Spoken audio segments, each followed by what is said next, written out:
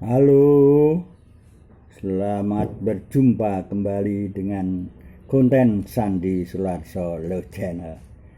Kali ini saya akan menceritakan yaitu tentang legenda terbentuknya Danau Toba dan Pulau Samosir. Ya, dari cerita ini ya yang paling saya kagumi dalam cerita legenda ini adalah suatu perbuatan. Itu ada 3 yang perlu kita garis bawahi dan kita perlu kita tiru, yaitu yang pertama, bahwa kita harus selalu menepati janji. Yang kedua, harus berpikir jernih, ya. Yang ketiga, kita harus menahan nafsu kemarahan kepada siapapun, ya. Apa asal usul Pulau Samosir tersebut, ya? Mungkin Pulau Samosir biasanya pulau ini datar dan tinggi bercampur. Tapi di Pulau Samosir ini seperti gunung Anakan, ya. Jadi seperti gunung Anakan yang ditempati oleh masyarakat Kabupaten Samosir. Ya, bercocok tanam padi, menanam kopi dan lain-lain untuk kepentingan rumah tangga, ya. Di mana desa paling tinggi di Pulau Samosir ini, saya pernah ke sana, sangat dingin sekali, ya. Di desa paling tinggi Pulau Samosir ini, ya, ketinggiannya kurang lebih 1 kilometer dari dasar tanah, ya, yaitu dari Pulau Samosir ini ketinggiannya kurang lebih 1 kilometer, ya. Bahwa di desa tertinggi ini,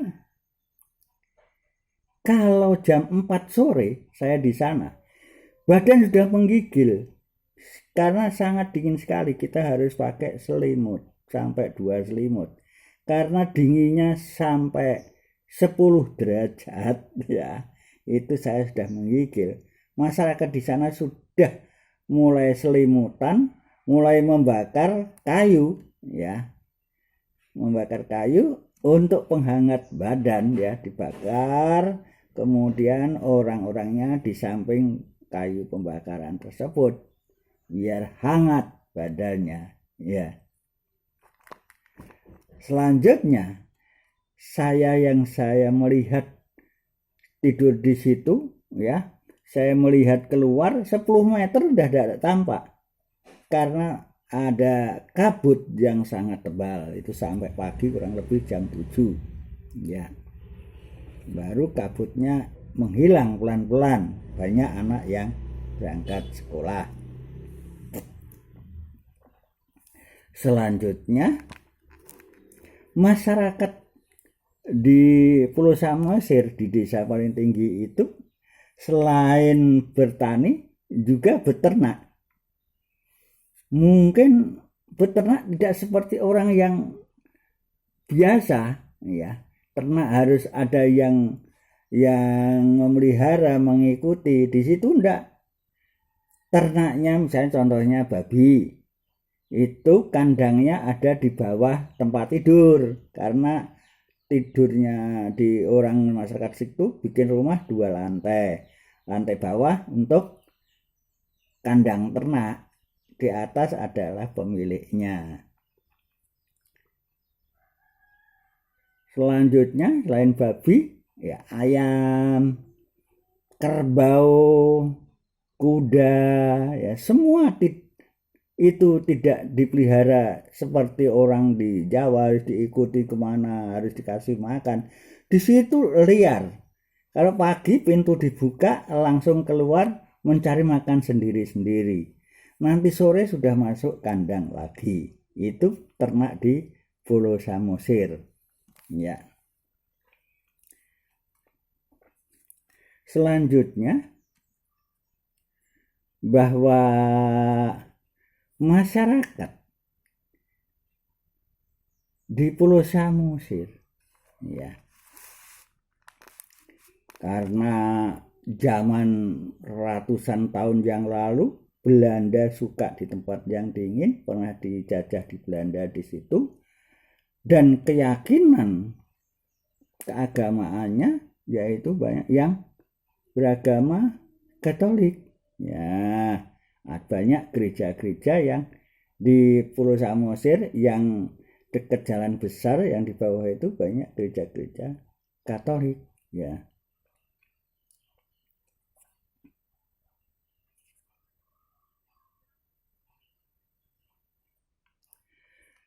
Selanjutnya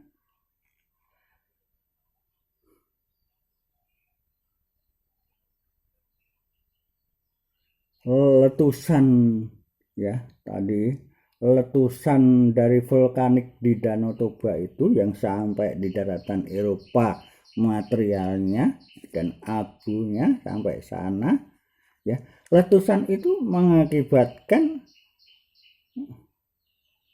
kaldera tadi, ya, yang sangat dalam hingga teraliri air hujan, air sungai, air dari tanah, akhirnya jadi Danau Toba, ya, yang sampai sekarang diperkirakan dalamnya itu kurang lebih 1 kilometer.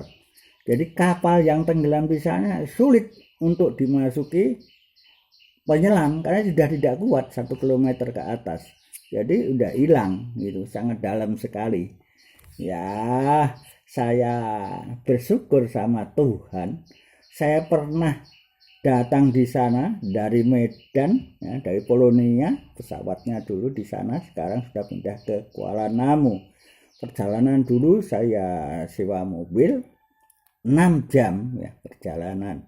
Nah, kalau sekarang di Kuala Namu udah dekat dengan Danau Toba, ya, udah dekat ke Danau Toba. Kemudian untuk transportasinya, kalau mau ke rekreasi ke Pulau Samosir dan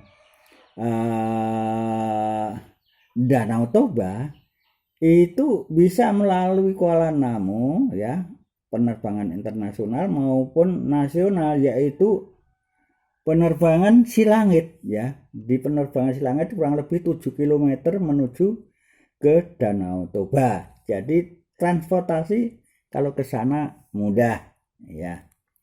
Kalau ke sana untuk menuju Pulau Samosirnya jalannya dua jalan atau dua cara, yaitu pertama melalui kapal, ya, melalui kapal.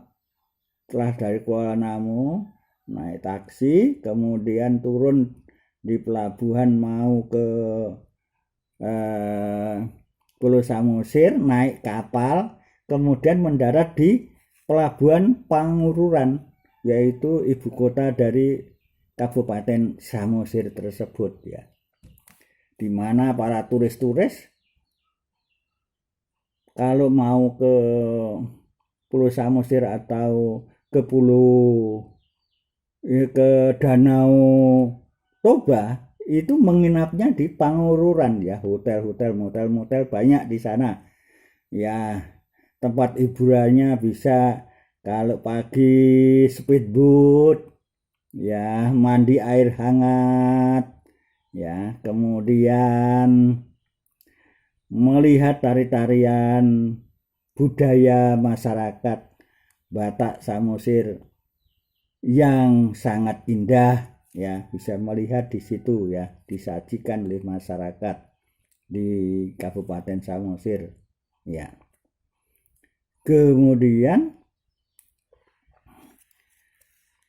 para turis-turis itu selain melihat keindahan, ya, dari Danau Toba, ya, juga keindahan Pulau Samosir yang sangat indah menurut saya. Di situ disewain sepeda, bisa menyewa sepeda untuk mengelilingi Pulau Samosir, ya, yang sangat indah sekali, yang sangat alam sekali, ya, suasananya, ya. Pulaunya Samosir ini masih kayak hutan, ya. Pemandangannya kalau melihat ke bawah, Danau Toba dan gunung-gunung anakan yang lain sangat indah luar biasa, ya. Selanjutnya Pulau Samosir terbentuk seperti gunung anakan, ya, yang dihuni masyarakat Batak Samosir yang ada di situ, ya, dengan komunikasi pakai bahasa Batak dan bahasa Indonesia, ya. Selanjutnya masyarakat setempat banyak yang bercocok tanam, yaitu di pinggir Danau Toba itu padi, ya, dan kopi, ya, dan tumbuh-tumbuhan untuk kebutuhan rumah tangga, ya, untuk masak. Pemandangan indah, ya, kalau pagi hari sampai sore hari itu adalah di Tele, ya, di Tele. Saya pernah di Tele tersebut, jadi pemandangan sangat luar biasa. Jadi melihat Pulau Samosir yang gunung itu semua di bawah, di Tele itu di atas, ya. Ya, seolah-olah kita naik helikopter melihat ke bawah, ya. Kemudian di Tele itu sangat dingin sekali, udaranya antara 8-10 derajat, ya. Kalau di sana, waduh, harus pakai jaket yang tebal, ya, di Tele itu. Bahkan saya melihat di Tele itu banyak motel-motel yang dibikin orang dari luar negeri, yaitu saya melihat itu banyak dari Jepang, ya, karena beberapa pengusaha Jepang banyak yang punya usaha, yaitu usaha kopi di daerah Tele sana, ya, yang sangat dingin sekali. Usaha menanam kopi yang dipakai untuk minum kopi di negara mereka, cocok, ya, daerah dingin. Selanjutnya untuk menuju ke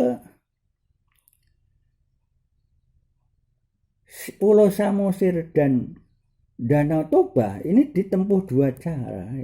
Ya, sudah saya sampaikan di depan tadi, melalui kapal, penyeberangan melalui Danau Toba, ya, dari jalan besar pelabuhan, ya, yang menuju ke Danau Toba, Pulau Samosir, yaitu ke pelabuhan di Pangururan, ya. Kemudian bisa lewat darat. Kalau lewat darat pakai motor atau mobil itu lewatnya Tele dari atas, ya, dari atas naik, misalnya turun dari pesawat terbang Silangit langsung nyarter, lewatnya di Tele, ya. Tele langsung turun, jalannya berkelak-kelok, harus pelan-pelan, ya, tapi jalannya sudah bagus sekali. Nanti sampai pada ibu kota Samosir, yaitu kecamatan Pangururan, ya, turun di sana, ya, itu kalau lewat darat, ya. Selanjutnya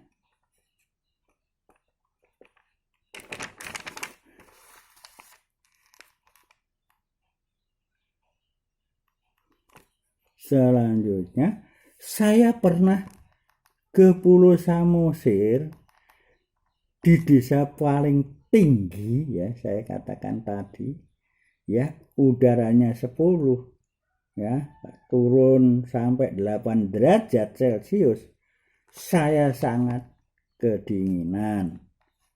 Kemudian untuk menjaga kedinginan harus ada api unggun, ya. Di situ disediain kayu kering untuk dibakar supaya badan tetap hangat.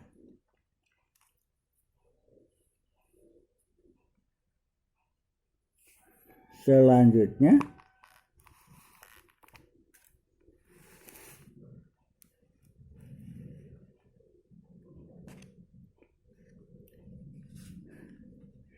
masyarakat di desa tertinggi tidak berani mandi di sana.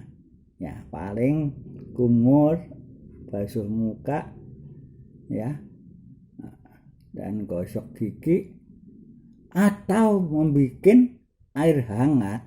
Ya, listrik udah masuk, yang punya agak mampu bisa membuat air hangat, bisa mandi. Kalau tidak, turun dari gunung, mandi di bawah, mandi air hangat belerang itu, ya.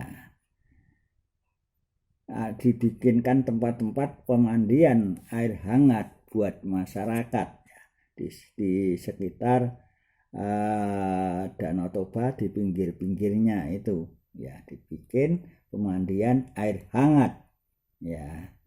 Kemudian sampingnya ada warung-warung kecil yang membuat sarapan pagi atau makan siang atau sore, ya. Ya, sekarang mungkin sudah ramai karena sudah jadikan tempat turis mancanegara. Please go to Samosir, very beautiful surrounding area Samosir. Turis-turis banyak ketika diadakan balap speedboat di sana. Wah, ini sangat luar biasa.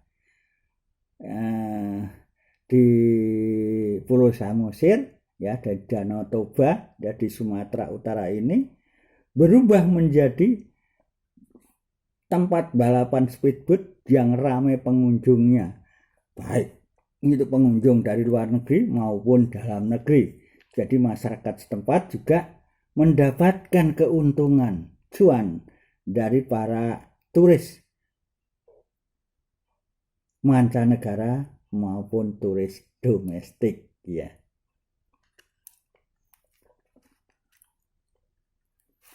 Selanjutnya kita melihat legenda terbentuknya Pulau Samosir dan Danau Toba itu apa?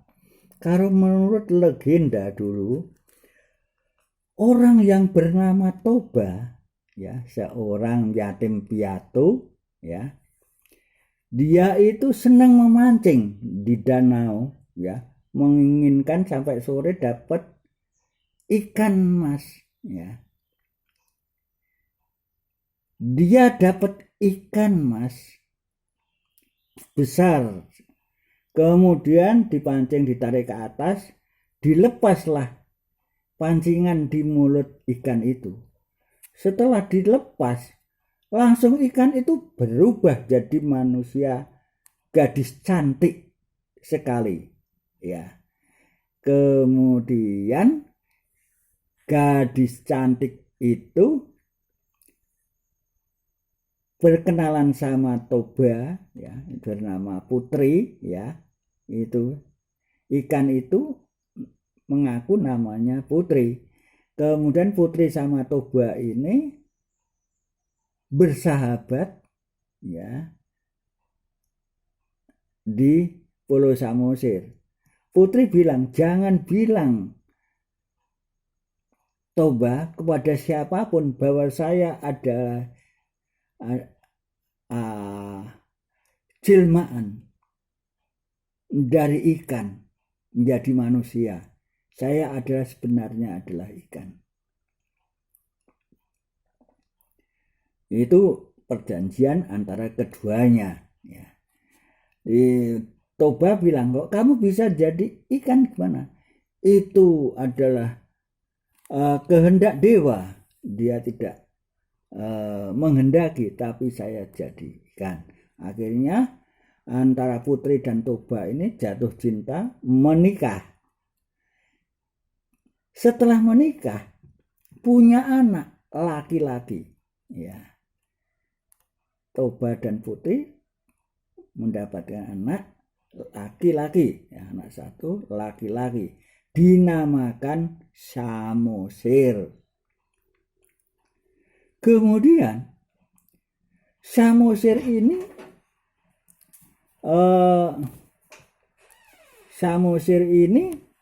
pada siang hari disuruh ibunya, yaitu Putri, ya, ibunya suruh mengantar makanan siang ke sawah kepada Bapak Toba.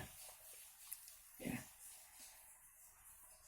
Ketika mengantar makanan kepada bapaknya, di tengah perjalanan Samosir ini sangat lapar sekali. Bawa makanan, harumnya kok indah, enak sekali. Lalu makanan itu dimakan oleh Samosir. Kemudian setelah ketemu ayahnya, dia bilang, makanan yang untuk bapak saya makan. Kemudian Pak Toba ini marah pada anaknya Samosir. Kemudian akibat dimarahi oleh ayahnya, pulang menyampaikan apa yang terjadi kepada ibunya, ibu Putri itu, ya. Kemudian ibu Putri mendengar bahwa Samosir bilang, oh dasar kamu anak ikan. Nah, kata-kata itu disampaikan sama ibunya, ibu Putri itu. Ibu Putri mendengar kata-kata itu, kemudian merangkullah Samosir anaknya.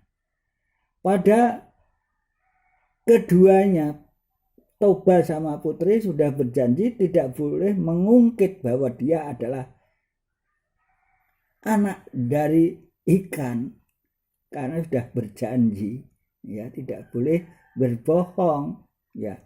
Ternyata dia mengatakan padanya, kamu anak ikan. Kemudian dirangkullah Samosir itu dengan tenaga dalam sedemikian rupa ibu Putri sama Samosir. Akhirnya di bawah yang diinjak, ya dengan kaki berempat itu keluar air yang sangat deras sekali, ya. Akhirnya mengaliri danau tersebut. Nah, ini legenda cerita terbentuknya Danau Toba dari legenda yang ada, ya. Jadi Toba tidak boleh marah, ya. Terus kemudian janjinya harus tepati jujur, ya, antara keduanya. Ya, kalau dilanggar ada sesuatu yang akan terjadi.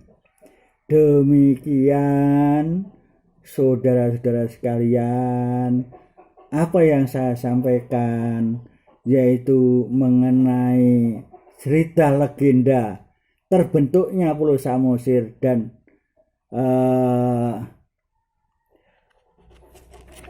Danau Toba di Sumatera Utara yang pemandangannya sangat indah sekali. Betul-betul saya pernah ke sana dan sangat kagum keindahan Pulau Samosir, Danau Toba dan gunung-gunungan di sekelilingnya. Ya, selain perilaku masyarakatnya yang sangat baik. Terima kasih saudara sekalian. Jangan lupa like dan subscribe dalam konten saya. Sampai jumpa dalam konten saya yang akan datang. Terima kasih. See you again.